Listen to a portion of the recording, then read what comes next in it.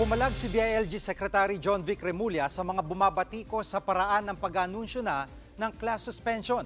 Humingi ng pasensya ang kalihim pero hindi na raw siya magbabago ng ugali. Wala naman daw siyang minura, minaliit o hinamak at binola o sinabing kasinungalingan.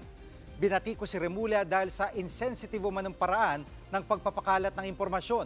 Nagbiro kasi ang kalihim na nakaidlip siya sa kabusugan kaya hindi agad na-anunsyo ang mga lugar na suspendido ang klase at trabaho kahapon. Pinagtanggol naman ni Pangulong Bongbong Marcos si Remulla. Wala raw siyang nakikitang mali sa paraan ng kalihim. Binigyan ng kapangyarihan ni Pangulong Marcos si Remulla na magsuspende ng klase at pasok sa trabaho tuwing masama ang panahon. People criticize me for the way I speak, but that's the way I speak. That's the way he speaks. As long as he gets the message across, that's what it's for. Mga kapatid, Jig Manikad po, pagdating sa mahalagang balita sa loob at labas ng bansa, dapat una sa lahat, mag-follow at mag-subscribe na sa social media pages ng News 5.